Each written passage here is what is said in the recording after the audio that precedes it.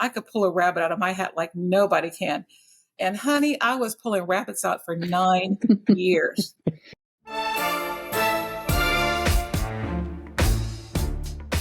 Hi, everyone. I'm Cami Kaos. And I am Rick Turoczy, and we, as you know, are mildly interesting people. Because of that, we work very hard to find very interesting people to talk with each week to keep you more entertained. Now, these folks may not be familiar to you, but rest assured they're incredibly famous to us. Cami, who is our guest this week?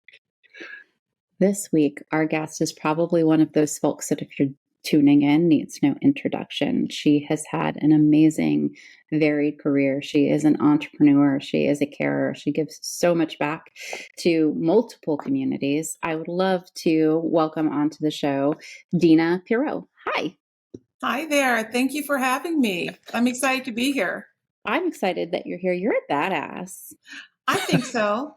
Yeah. I think you're right.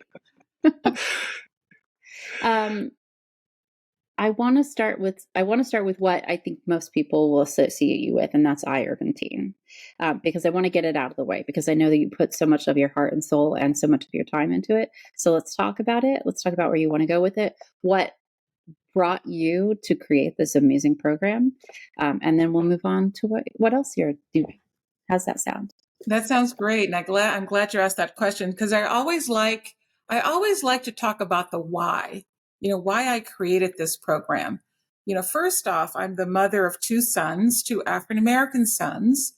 And I always tell people that mothers of African-American sons, it's one of the hardest roles in life, because, no matter how much you coddle them, that, society is waiting for them, and So there's always this constant fear. You always have to deal with school issues, them being marginalized, disenfranchised, all those things that can happen, to them. So reasons why I started iUrbanteen. My sons, and then I was a commissioner in the state of Washington on the Governor's Commission on African American Affairs. And all of our ethnic commissions were talking about the opportunity gap, especially for male youth of color who were being marginalized, dropping out of school, incarcerated, all these things that can happen in our community. And so I'm not one, because I'm an entrepreneur, I'm not one to sit and do study after study after study. And they're still doing that there. And that was back in 2007.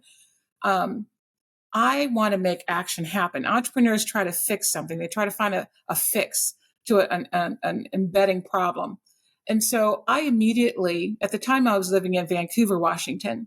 And so I immediately started looking in my own community to see, how can I put a dent in this? What are some of the issues happening? I quickly learned that a lot of our Black and Brown families weren't aware of the Running Start program. The Running Start program is a program where youth can enter in high school, their junior year. They can go to community college and high school, graduate with a high school diploma and an associate's degree. Great educational opportunity, but the high school counselors weren't telling our families about it. So hardly anyone knew. So we get on the bandwagon. I'm trying to tell as many people as I can about this program. We try to get folks to help mentor the kids to get in the program, etc. Then I was asked to participate on a Chief Information Officer Council in Portland. And I told my friend Mark, who has these councils across the country, I said, but Mark, I'm not a CIO. And he goes, I know you're not, but you're innovative and we need your voice. I go, okay, cool, I'll go. And so I went to the meeting, and of course I was a little bit late. I had to do the diva entrance. Solid. And so when I get there, I open the door and I notice I'm it for diversity. It was a room full of white men.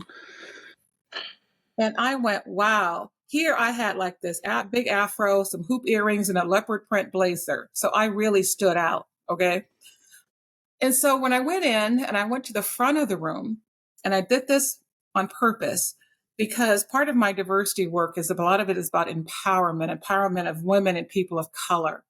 I could have walked in and sat in the back of the room, but I made a straight beeline to the front of the room and asked the men at this table to move over so I can put an extra chair here.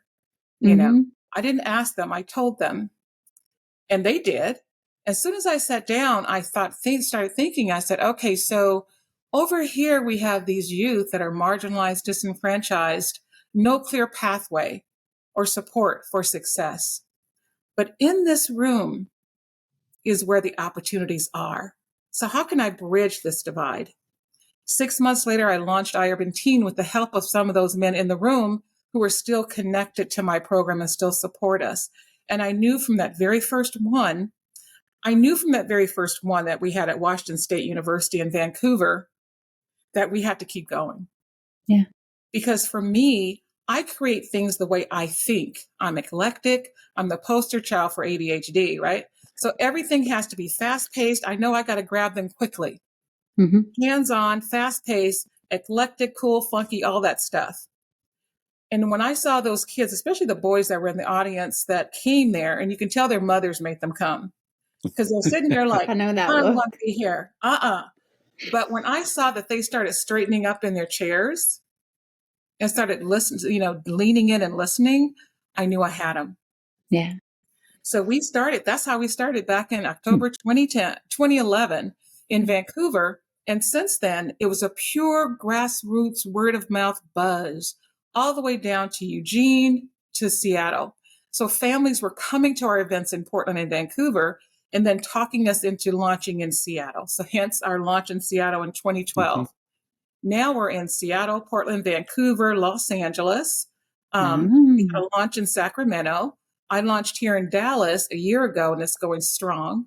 We also launched in Houston, and next we'll be launching in Austin. Wow. So I thought you had 4 chapters, but you don't, because I'm running out of room on my paper to write down the locations. I know. That's fantastic. I am too. Amazing. I just had to stop creating all these programs. Probably have the most STEM plus arts program than any other youth program that I know about. And so far, we've worked with over 13,000 youth, and we have about an 86% retention rate, meaning these families, because we're family focused, you might come to our event, you might see grandparents there with that child, big brother, big sister, whatever. So we have about an 86% retention rate. So these families stay with us year after year after year, so much so that we had to create iUrban University, which is more for our alumni students who are now in college, and several who have already graduated college and now working with some of our partner companies like Intel, Microsoft, especially, so I'm really excited about what we've been able to do, the impact that we've been able to make. So just so that we have a convenient place to tuck some links in, can you share with us if you are looking and interested to support or mentor iUrbanteen, or if you are looking to enroll yourself or a child in the program, what's the best way to do that? They can go straight to our website at iUrbanteen.org. They can get on our newsletter. They can send an email that'll go directly to me. And we really look for volunteers also in the cities that we're in, especially volunteers who are in the tech spaces, to help mentor our youth, to help volunteer to teach programs, et cetera. So we always need that support because we really are understaffed. Everyone who does good work is understaffed, I've noticed. Yeah. Well, yes. You know what? And I'll tell you guys, we're mourning you right now. I talk a lot. But that's part of the reason we brought you on the show. You talk more, we talk less. It's fantastic for everyone. And so, I was so honored to be honored by President Obama for this program back in 2013 as a White House champion of change for technology inclusion, but we still weren't funded. And that was one of the issues that I brought up in that meeting. It was 7 of us from across the country being honored that day. And at the end of the day, they were asking, what are some of your challenges? And I said, mine is funding. I'm a woman of color with a program that's making an impact in the community, but I'm not funded. But I'm here for the long game. We're not leaving the communities that we serve. I could pull a rabbit out of my hat like nobody can. And honey, I was pulling rabbits out for 9 years. Yeah. We were not funded for 9 years. It wasn't until Bobby Wagner of the Seahawks learned about us. He was my neighbor in Seattle, and I didn't even know who he was. But when I did find out, man, poor Bobby. When I did find out, Bobby was not ready. He said, that sounds like a great program. And I go, I think it is, but we're not funded. He goes, not now you aren't, but you will be. So the next month, he named us as his nonprofit of choice for a Seahawks contest. And he told me, he goes, and watch, I'm going to win too. And I'm like, I know you will, Bobby. I just know you will. And he did. Yep. So all that money came to us, and that was the most money we had ever received. I didn't know what to do with it because we've been broke all those years. Yeah. But like I said, this is pure heart work. When I see these kids' eyes light up because they're being exposed to something they've never had before, and they get an opportunity to see that these pathways can be for them as well. More importantly, with the program, because of my other diversity and inclusion hat, is just like how I talk to women and people of color about empowerment. I could have walked into that CIO room like a lamb and sat in the back of the room, but I walked in like a lion to the front. I am here. I'm going to be engaged, et cetera. That's what I tell our folks to do. But, a reporter asked one of our students who is now working in cybersecurity for a cybersecurity company, graduated from University of Washington. And he went into cybersecurity because of some of the sessions he's gone through with us when he was in middle school. And so she called me and told me how impressed she was with him. She said, but at the end, he told me something that I just had to smile. He told her, not only does Miss Deena teach us these things, she also teaches us how to be in a room where no one else looks like us and still be confident. That's the key. It's that self-empowerment piece. You don't have to be, you can more than likely be the only person of color in that room, but how are you empowering yourself to engage, be present, and not be fearful of having your voice heard? How do you articulate that for the kids that you're mentoring? How do you, it's hard to walk into a room and be the only. Even for adults, when I talk to adults, I do a lot of keynotes and other workshops, and I always ask grown folk, do you self-advocate for yourself? When you're in the workplace and something happens and everybody is so afraid to do it, they'll suffer in silence. Yeah. And especially with folks of color, when they are usually the only one in the workplace, they don't want to stand out. So they'll just absorb it in. That's why so many of folks in my community have heart disease, high blood pressure, all of these health ailments, dying early because they're suppressing it. They're afraid to say, and I role model what to say and how to do it. So even with the youth, I teach them about self-advocation. How do you advocate for yourself? If you see this happening on your internship or at school, how do you have that intellectual conversation with that person, right? I'll role model an example. Cami, you and I work together. Yeah, we do. Yeah, we do, girl.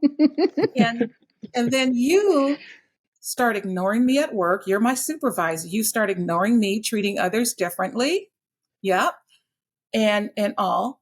And I'm noticing this. So I come to you and I say, Cami, is it okay if we have just a short conversation? Can I set up a meeting with us? Yeah. Yeah. Okay. I set up that meeting and I go, Cami, I've been noticing some things that have been happening. And I know it's probably not your intent. See, I'm giving you the benefit of the doubt. I know it's probably not your intent, but it feels like a microaggression. How can we bridge this? How can we bridge this communication divide and have a stronger working relationship? See, I'm problem solving. I'm saying this is what I felt. You can either get angry and deny it, but the way I came at you, I'm not pushing you up against a corner. No. Right? I'm having this intellectual conversation with you.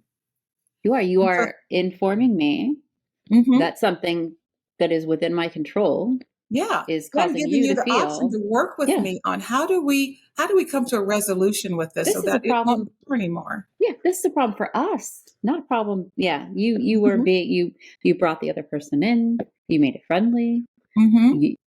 Is that exhausting for you? Well, I do this for adults and I do it for our youth. Our youth are so smart and brilliant. We don't give them enough credit for the worldly experience that they already know. I'm always just kind of blown away at some of the questions they're able to answer and how they can actually open up And I love to see our boys, especially our boys of color, being able to be vulnerable, to talk about certain issues that are happening in their world, and allowing us to have this dialogue to help them go through it. And when you're empowering, especially when you're empowering youth, to have this confidence and this ability to communicate what they need to see, you are, I wish that people had taught anyone in my age group this when we were kids. It was all, no, be quiet, respect authority, don't attract attention to yourself, just shh. Exactly. And what you're teaching the kids now, they're going to go out and they're going to imprint that upon everyone else that they're working with.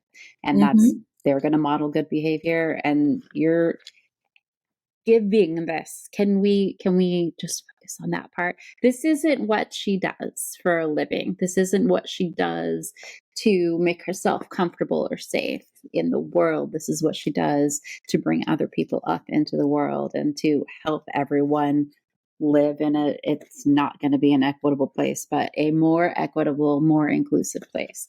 Yeah. So this is what you do to support other people. I know that you'd like to talk a little bit about what you do to support yourself, which is also incredibly altruistic, but talk to me about MOSIAC. Well, MOSIAC METIER is my for-profit business that, it's diversity recruiting, diversity consulting, diversity executive search, all of those things. That is what I was doing, putting all my time in before I started iUrbanteen. And then when I started iUrbanteen, it's just like, whoo, it put me into this vortex, and I keep forgetting about MOSIAC. So every now and then I'll just do some sprinkles over there. But I really want to get back into it, because having these conversations around empowerment, around helping organizations and people understand those pieces of advocacy. I've worked with so many companies over the years, and it seems like you just kind of recycle the same information over and over again, and you don't see much difference in society on this work, no matter how cutting edge, because I try to be different. I try to be cutting edge different with this equity stuff, but it's still like we go back to square one. Look at what's happening in Florida. Look at what's happening, across the country, the banning of the books, the affirmative action, stance by the Supreme Court. And now the VC organization that pushed that whole action by the Supreme Court is trying to sue Fearless Fund, which is a fund to help Black women business owners, because they said they're being discriminatory. So it's like, I'm going, this is like we're going back to the 50s.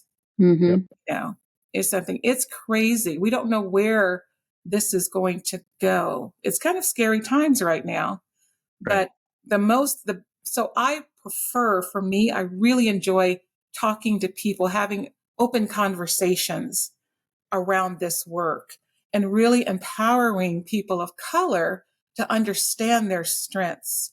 I can't fathom walking through this life feeling like a minority, feeling like I'm something lesser than, feeling like I don't have a voice. I've never been one to not have a voice.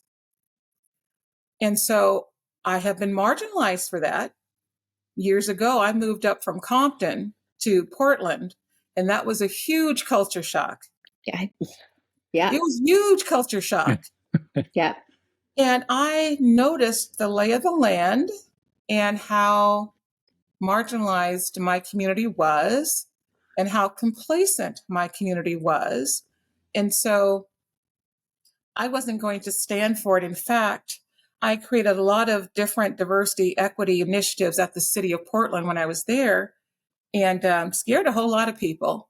But to this day now, I'm viewed as doing great work. But at the time, I was really super marginalized. And I tell anyone, when you do this work, when you're trying to do the right thing, you cannot be afraid of being the Lone Ranger. Yeah. You cannot be afraid of being marginalized. I never had that problem because I can stand alone. It doesn't matter to me. But what I believe is in fairness. I don't care who you are. You could be white and I could see you being marginalized and disenfranchised. I'm going to help you, But more so important I saw was people of color. And so at the city, I had a lot of different initiatives, like I was saying, and I worked for a director of a large bureau. Well, what happened over time, a lot of the people of color would come to me and ask and cow down and ask, Deena, can you ask my boss if I can go to your program? I'd have diversity things, right? And I'm going, no, you can ask them. And this is what you say. They still wouldn't ask. So I would end up calling their director and say, okay, we're having this thing. Your folks need to come, and so and so and so. So that really bothered me. So that's where that whole learning how to advocate for yourself, not being afraid to have your voice heard, and especially working with our youth, because I can't see another generation of Black and brown folks walking through life in second self, as I call it. Some call it code switching. In fact, I have a diversity and equity program called code switching or soul switching. How much of your soul are you going to give away to try to fit in that box? Yeah. Yeah, it's really cool. I have another 5-part equity series that's live interactive with the audience and a live diverse panel. Well, I hope they're alive, not dead. They won't be very useful if they're dead. Yeah. I created these series like 20 years ago, and it's still relevant today. That's why I'm going, nothing is changing, It hasn't. And for folks not familiar with Portland, I will just say it is the whitest city in America that I have ever been to. And there is a lack of understanding of what of privilege in our society. There are people who just don't understand the level of privilege that they hold in this society. And they're like, no, it's fair. It's Oregon. We voted for the Democrats. We're fine. Everything. No one's racist. It is. It's a bit. It is. It really is. What I found in Portland, there's a lot of great new initiatives that were coming out of Portland, by the white community who claim to be so liberal. But if I come to you, Cami, I'm going to have to use you again. Sorry, girl. It's okay. But I can take it. Got your liberal hat on and I start seeming like I know more than you. Oh, and no. I'm not going to follow what you think I should follow. Then you're going to get an attitude, right? But I'm right. You see, I'm always right. See? Because I know. And then you might start crying. You might start crying those white girl tears, right? The white girl tears are poison, man. They are poison. Let me get it. Yeah. Don't cry, girl. Don't start that. I can't get them. I'm going, yeah. And it's a way to get sympathy, and usually when they start doing that and white men are like, oh, Cami, I'm so sorry. You okay? Deena, what did you do? I'm like, I was just being real, Deena was mean to me. Oh, girl. I worked in different HR areas, and so many times I would have, and here I'm a Black woman, I would have white women come to me crying, talking about a Black woman that scared them. She was rude to me. She scared me. She said, I'm looking going, really? What did she say? And it was something so stupid. I'm going, oh my gosh. I said, I'm going to have an equity conversation right now. It happened over and over again. So that was the thing about the whole white liberalism. When Black folks or brown folks, when we come saying, no, this is what we want to have happen, then there's this pushback. Like, what? My white voice isn't needed right now? Right. So I told you guys I don't have any filters. So you don't need a filter. White folks, we have problems. Yeah, but not all. I have, we got some good white friends. There are good white people occasionally. No, there really are. I am, in fact, I was going to have a new word for it, because you know how they call Karens Karen, right? Well, I was going to call the white women that really are woke, Betty, right? Oh, that's good. Like, we got some Bettys, like that whole thing that happened in Alabama with the Riverwalk fight brawl. Yep. I was just watching on the news. It was a Betty who filmed the first part, and they had her on the news, and she said, I filmed it because I want to make sure that everybody knew who started this. Nice. It was job, white Betty. men that punched him out. And I'm Yeah. going, oh, you go, Betty. Yeah. You know, you go. So there's some the success of my program. There's so many white folk, especially white men, that help open the door of opportunity for iUrbanteen. Because they were smart enough to listen to you and to others who have actually had lived experience that will show you what people need, what folks need, rather than just trying the same things that we've tried and failed at for years and years and years.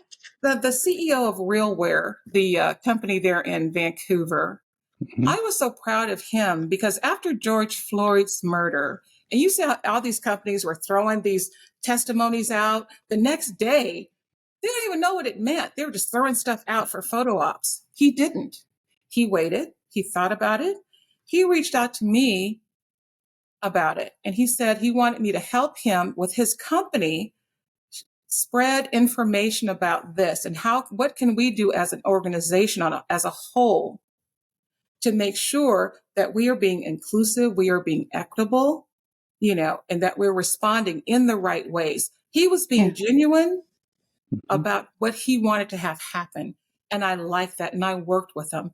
If I thought that he just wanted some type of photo op thing, I wouldn't have worked with him. Yeah. So there are a lot of people who are trying to do the right thing. There are some true partners in crime, as I want to call them, that are out there fighting the good fight. And I applaud them. And they're everywhere. I want to feel that there's more of them than not. In my perfect Polyisha world, I want to feel that there are more. Polyisha is the Black version of Pollyanna. Okay? Nice. I like it. It's going to happen. So, Deena, just listening to you describe the work makes me tired with how much emotional labor is there and how much strength you need to be doing this. Could you do us a favor and just take us back to when Deena is the age of iUrbanteen-ish youth? Like, what are your motivations? Who's your inspiration? Like, do you have mentorship that has guided you along this journey? Like, what's a young Deena experiencing, and what creates the drive to do this work throughout her life? Well, I think for me, the drive was being excluded. I was never the kid that was invited to be on the basketball team or any team. I was invisible. So I felt that inclusion. I also felt growing up in school having all white teachers. I never had a Spanish teacher. I never had, our Latino teacher. I've never had an African American teacher. It's all been white. And so I've been invisible in those classrooms. And so, but yet and still knowing what exclusion felt like, I was always that little kid on the playground that tried to make sure all those other quiet kids were included in something. So I was that bridge builder ever since I was little. And when I was a teenager, I continued that whole sense of fairness to see who's being left behind, whose voice is not being heard. Once I did start getting like more friends and all that, and I was kind of popular, I used that to help others. That's what I've always done. But I've never had a mentor. I wish I did, because I would have been probably a lot further along in this career chain of this whole entrepreneurialism and all of that, if I would have had a mentor, if I would have known to ask for a mentor, and how do I work with a mentor? We, of course, now teach that to our kids about mentorship, trying to find those mentors for these students and the impact of what having a good mentor looks like. So I think for me, it's just ingrained in me. My mother always said when we were little, because I always say I have the business sense of my father, who was always doing something. He had all kind of he was an officer in the Navy, but he had all these side gigs he was doing. You're always busy. My mother was quiet and introverted and shy, but she had a heart that would give and give. She would always tell us, when you're on your deathbed, it's not going to matter what material possessions you have. What's going to matter most is what you've done to help others. So that was ingrained in us all along. And that's what I always look for. as far as doing the diversity equity work, I know what it feels like to be discriminated against. From my experiences early on in Portland in the early 90s, I knew what that felt like, and it didn't feel good. And I was going to do whatever I could to try to help prevent that from happening to others, or at least make them aware of what this is. Because a lot of times, especially in the Pacific Northwest, is that subtle racism, that thing that you go, is that what I think it is? I'm not quite sure. So you're always in this abyss of, is it real? Or am I just imagining this? But after so long, every slight like that feels like a dagger.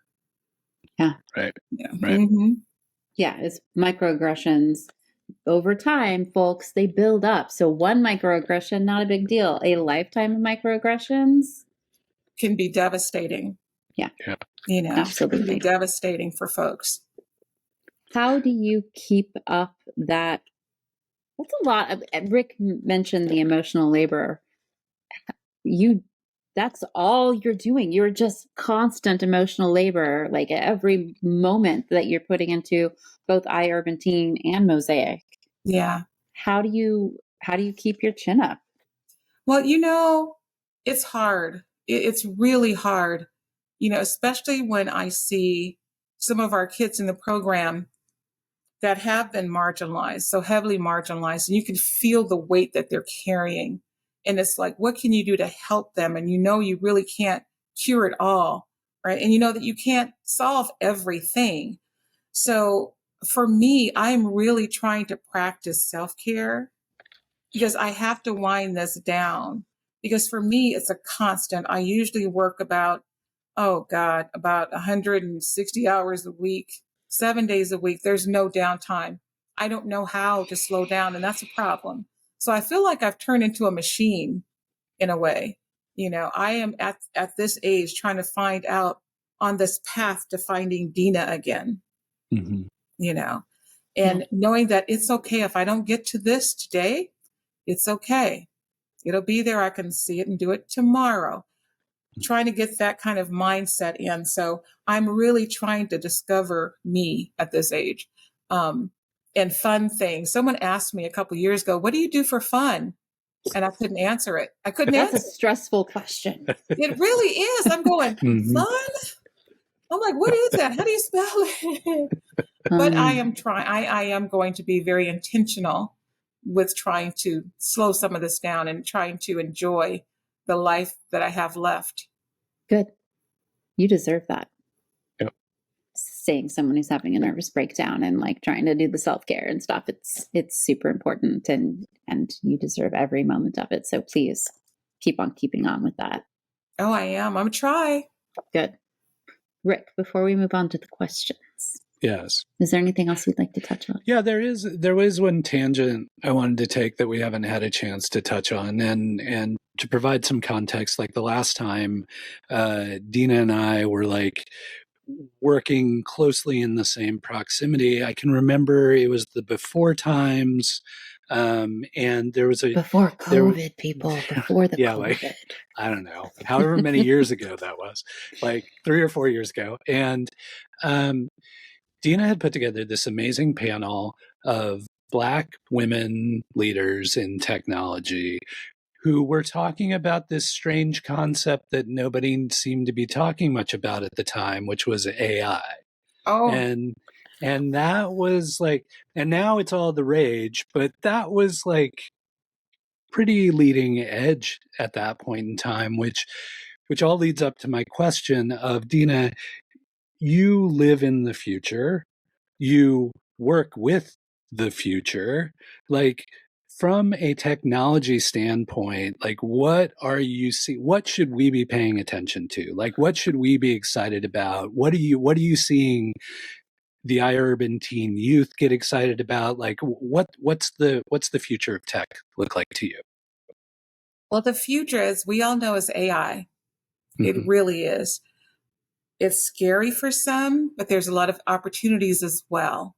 I feel that there needs to be some boundaries set in the whole AI space because it can we don't know what that's going to look like 5 years from now, even a year from now. Yeah. If in the wrong hands. But what we're doing right now is shaping programs around AI for our youth to understand and have that skill set. We are creating a new gaming program where we're going to interweave AI. We work with Microsoft with interweaving the AI aspect into the video game production pieces of it. So that's where the future is going. And even since we did that AI session, that was in downtown at Puppet Labs. Yep. Mm-hmm. Yep.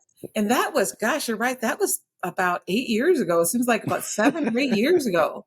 Yeah. It was a while ago. A long time ago that we had that. And very intense conversation. And we're going to have the other role that I have. I'm one of the founding members for Black Women in STEM 2.0. And so we have annual conferences and in Seattle. So we're going to have the next one in September. One of the spaces that I'm in also is space. And so we have a new program in iUrbanteen called iSpace. It's all about the careers and opportunities in this new frontier.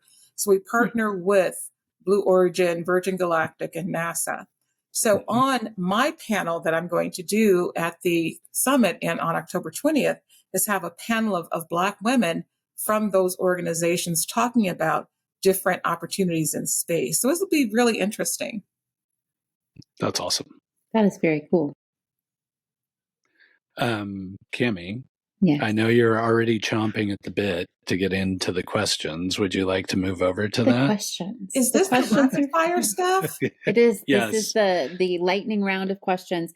So it's going to be okay. You can answer it at whatever pace you would like to. If you are flustered by a question, you can skip it and we'll come back to it. And when it's all said and done, Rick will edit it and make it look like you answered like this. Did like this, huh? Yeah. Yep, Okay. super fast.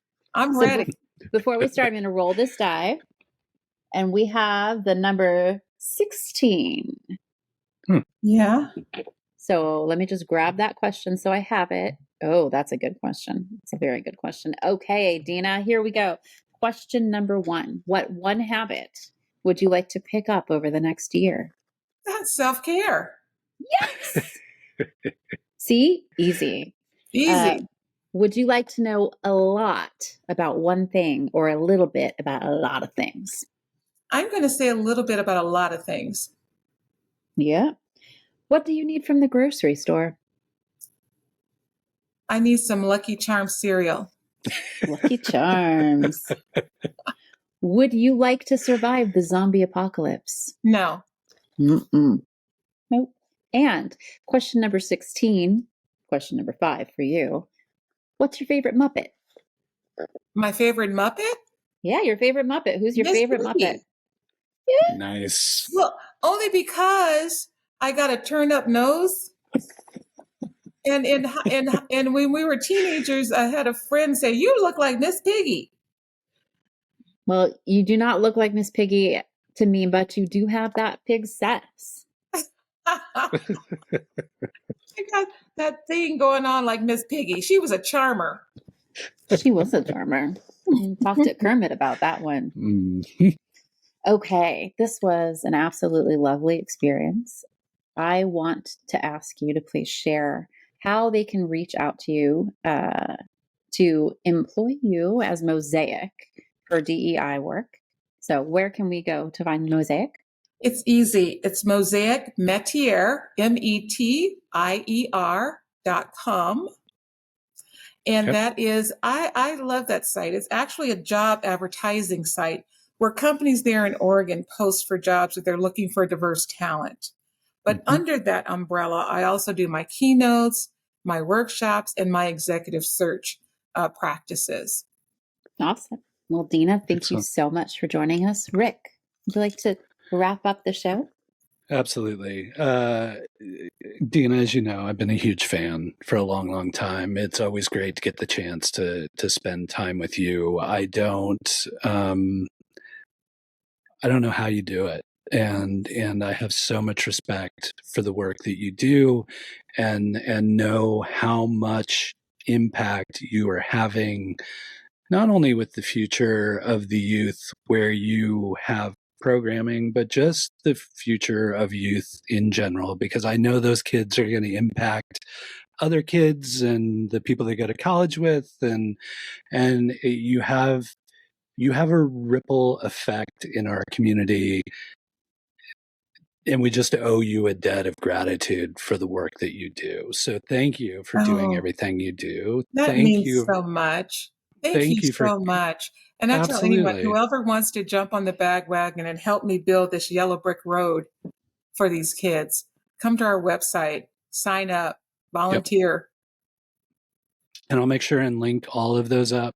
But, we'll always, anytime you want to come chat, Deena, there's always a mic. We'd love to have you back. Love to hear what's going on. As we get closer to your Black Women in STEM event, if you want to come back and talk about what's going on with that would be great. But just, again, keep doing what you do, and I will keep being a fan and a champion and sharing everything that I can. Just really, really appreciate you. So thank you so much. And I'm a big fan of yours too, Rick. So the feeling is mutual. Good. Mutual Admiration Society. Yeah. And I'm not going to have to edit those questions at all. You were faster than 99% of our guests on the question. So you're good. Even with my Lucky Charms, huh? Yeah. Man, the Lucky Charms is the best answer. Oh, girl, I love those. And they're magically delicious. And, and I got my ancestry DNA. There's a whole bunch of Irish, and I think that's probably why I'm on the Lucky Charms. That's amazing. Lucky Charms, potatoes, things like that. Fantastic. All right. Well, thank you so much for joining us. It was an absolute pleasure to have you. And as Rick said, you're welcome back anytime. It was a delight talking to you. And now we're going to say goodbye to the rest of you. Goodbye. Thanks, Deena. Thank you.